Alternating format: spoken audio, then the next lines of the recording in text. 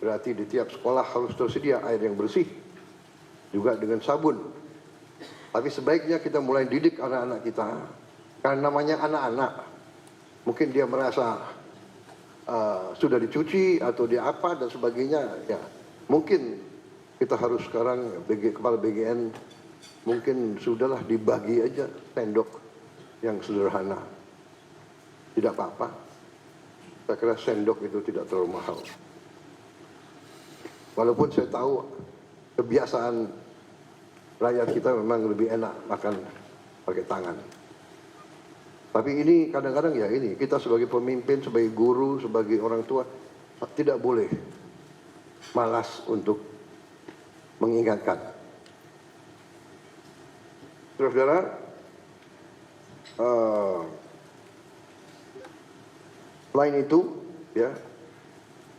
43 juta orang sudah menggunakan program cek kesehatan gratis. Ini saya kira program pertama kali juga di sejarah Republik kita. Setiap warga negara berhak cek kesehatan gratis sekali dalam setahun. Pada hari ulang tahun dia. Dan ini mampu kita untuk bisa mencegah di saat dini. Supaya nanti biaya pengobatan lebih kurang kalau kita tahu dari dini kekurangan penyakit rakyat kita. Walaupun ini juga membuat suatu PR yang sangat besar bagi kita.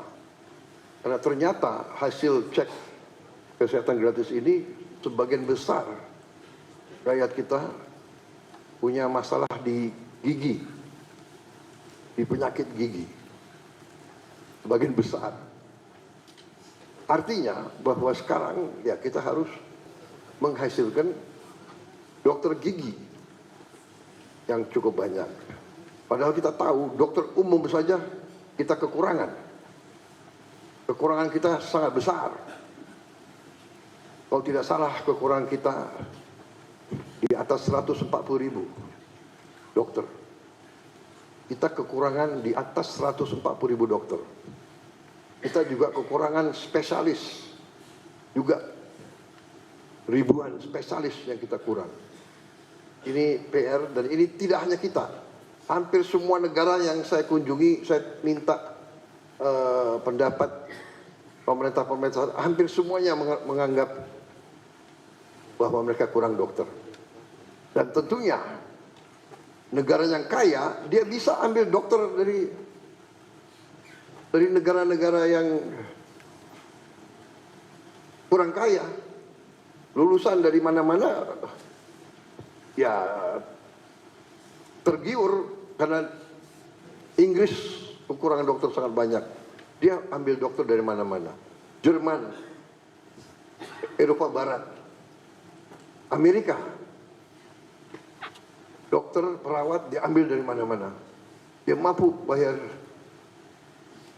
agak tinggi. Ini jadi masalah bagi kita. Artinya, kebijakan pendidikan kita harus kita sesuaikan. Berarti kita harus menambah fakultas-fakultas kedokteran, dan fakultas kedokteran yang ada pun harus ditambah jumlah mahasiswanya. Dan ini kalau perlu kita tambah beasiswa. Mungkin LPDP prioritasnya antara lain yang paling atas adalah untuk kedokteran.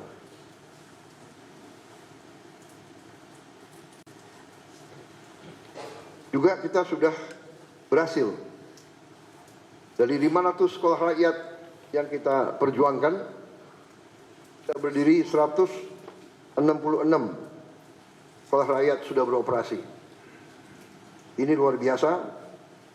Saya terima kasih kepada menteri-menteri yang terkait. Saya berharap 100 itu di pertengahan tahun 2026 ternyata saudara-saudara berhasil beroperasi justru di tahun 2025. Sekarang 15.945 siswa dan siswi dari keluarga yang paling bawah di bidang ekonomi, desil 1 dan 2, yang tadinya banyak yang tidak sekolah sama sekali, ya, ada yang bantu orang tuanya jadi pemulung, ada yang hidup di jalanan, sekarang sudah bisa bersekolah di sekolah rakyat. Memang sekolah rakyat itu kita rancang sebagai upaya untuk memotong rantai kemiskinan. Biasanya anak orang miskin, anaknya miskin. Kita mau potong itu. Anaknya orang miskin atau cucunya orang miskin tidak perlu untuk terus miskin. Kita harus berani merubah, kita harus berani memotong rantai kemiskinan. Kita tidak boleh menyerah kepada keadaan. Dan orang yang paling bawah ini paling tidak dilihat. Kelompok elit tidak pernah melihat, apalagi merasakan kesulitan mereka. Mereka bisa digolongkan the invisible people. Kita berharap kalau kita tidak lihat penderitaan mereka, mereka tidak menderita. Padahal keliru. Justru kita tidak lihat, kita tidak bisa merasakan. Apakah ini cukup? Usaha. Pasti tidak cukup.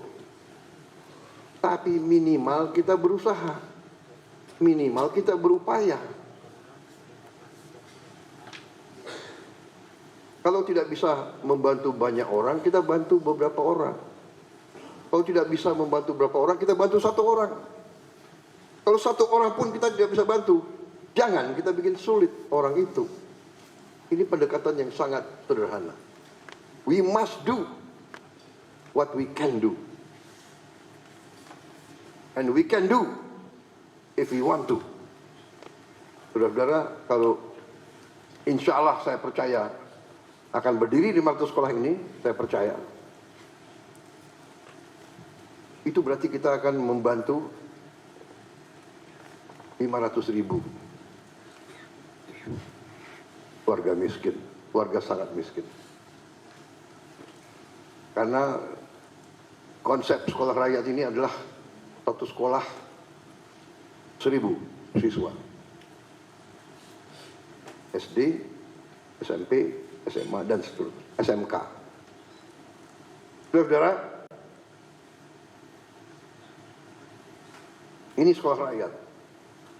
Kita juga membangun sekolah unggulan.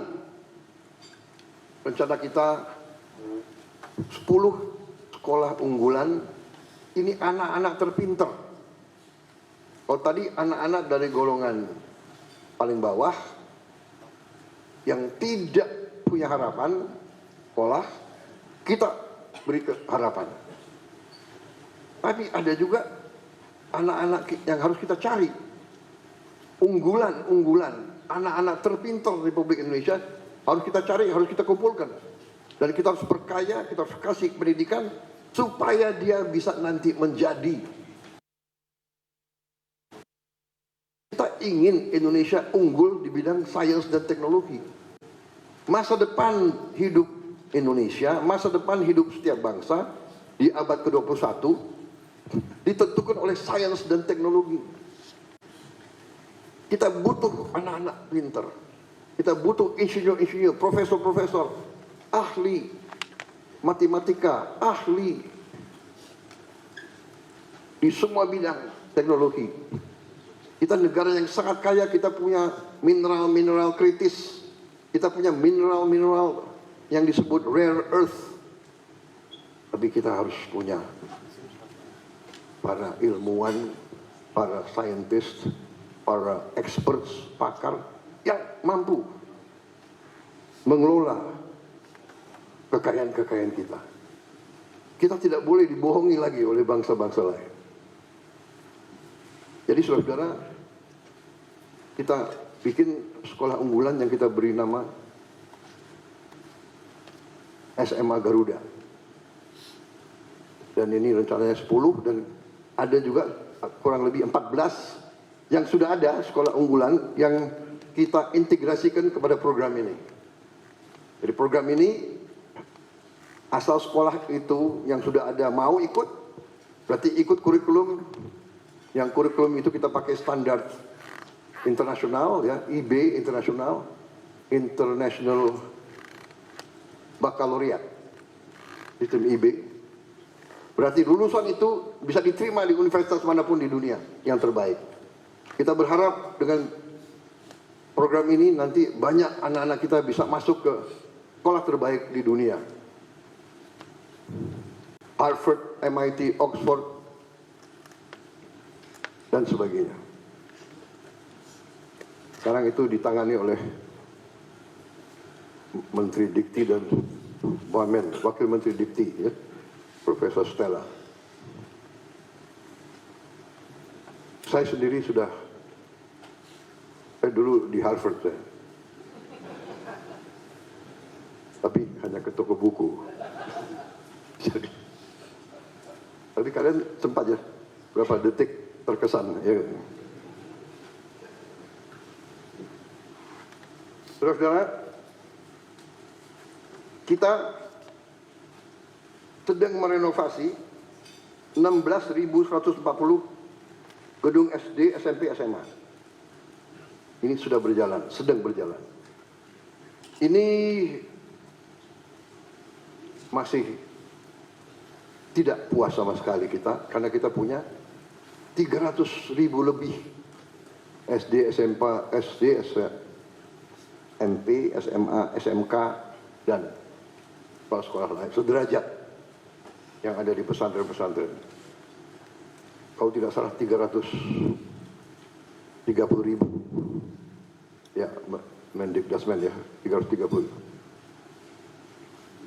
Saudara-saudara, kita mengerti bahwa kita harus mengejar negara-negara lain.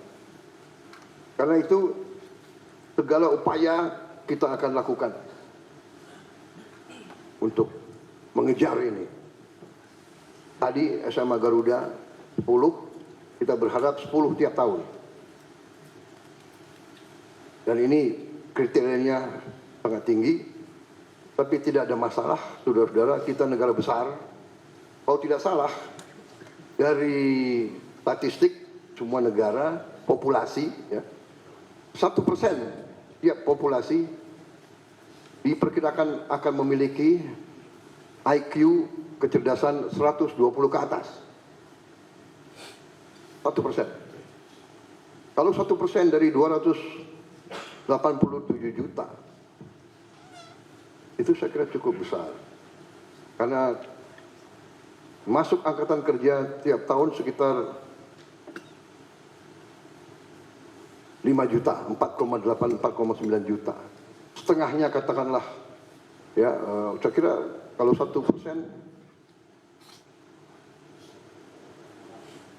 berarti 2,8 juta. Kita harus menjaring mereka ini. Dan jangan anggap bahwa mereka itu anak-anak orang menengah ke atas. Banyak anak orang bawah, orang miskin ternyata punya kecerdasan yang tinggi. Kita harus cari mereka. Jadi saya minta Dikdasmen, Menteri Dikdasmen dibantu oleh menteri lain, ya. Menteri Dikti Sains dan Teknologi dibantu oleh Menteri Sosial, dibantu oleh Panglima TNI, dibantu oleh Kapolri yang punya jaringan ke desa-desa, mungkin dibantu oleh ormas-ormas, dibantu yang punya yayasan-yayasan. Cari mereka ini dan kita didik mereka dengan beasiswa penuh. LPDP akan saya tambahkan uang-uang dari sisa efisiensi penghematan, uang-uang yang kita dapat dari koruptor-koruptor itu, sebagian besar kita investasi di LPDP. Mungkin yang 13 triliun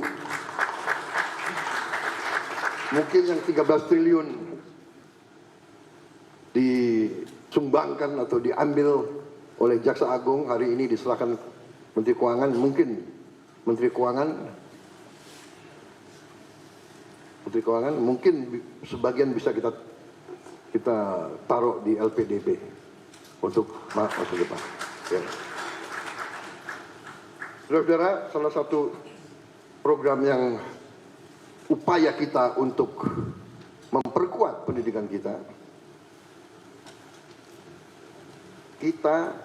tahun ini akan memberi satu interaktif panel, interaktif flat panel,